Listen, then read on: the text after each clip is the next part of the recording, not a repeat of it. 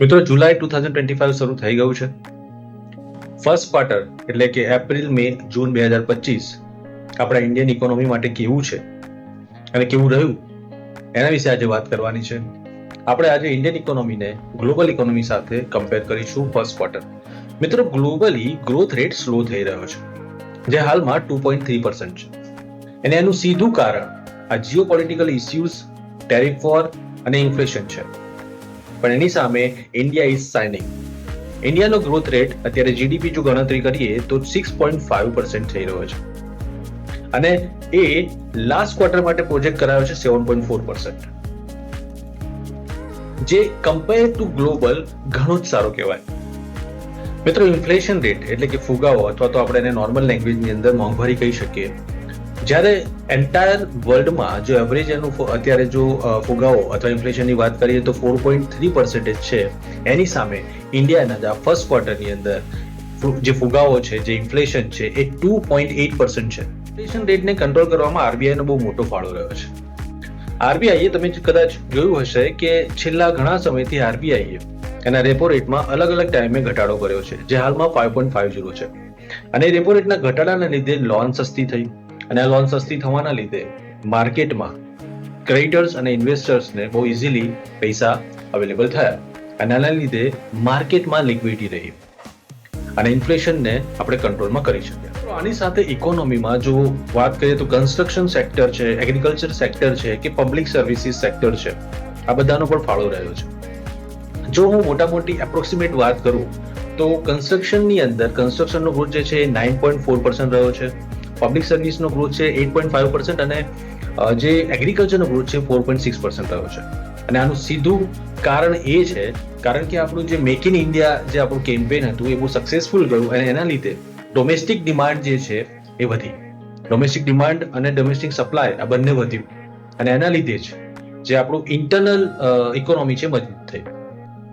મિત્રો જે રીતે આપણે હાલમાં જ વર્લ્ડની 4th લાર્જેસ્ટ ઇકોનોમી બન્યા અને એ રીતે જે રીતે અત્યારે 2025માં આપણી ઇકોનોમી પરફોર્મ કરી રહી છે, એ રીતે ઇન્ડિયાને 2025માં ફાસ્ટેસ્ટ ગ્રોઈંગ ઇકોનોમી તરીકે પ્રોજેક્ટેડ થઈ રહ્યું છે.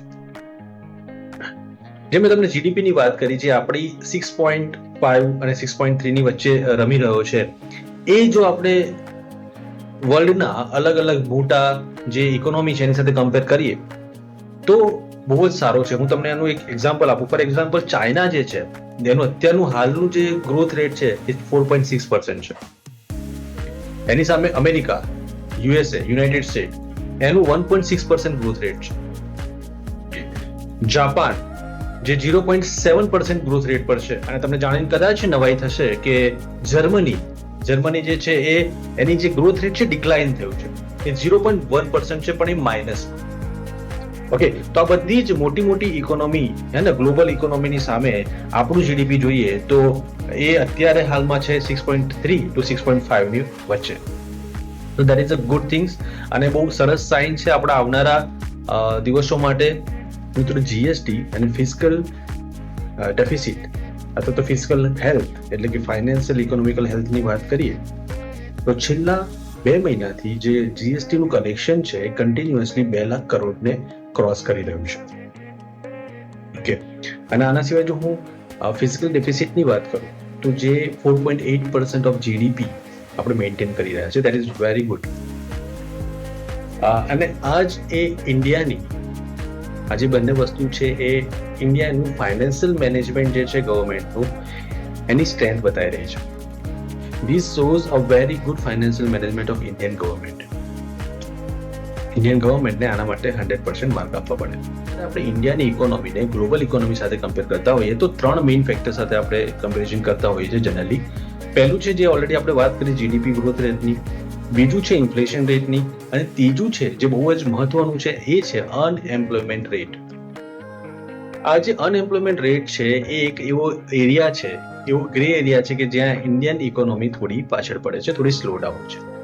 કારણ કે ગ્લોબલી જે અનએમ્પ્લોયમેન્ટ રેટ મેન્ટેન થઈ રહ્યો છે નિયર અબાઉટ 4.9% છે, જેની સામે ઇન્ડિયાનો ઇન્ફ્લેશન રેટ આ ફર્સ્ટ ક્વાર્ટરનો 5.6% છે. એટલે કે ઇન્ડિયામાં અનએમ્પ્લોયમેન્ટ વધારે છે.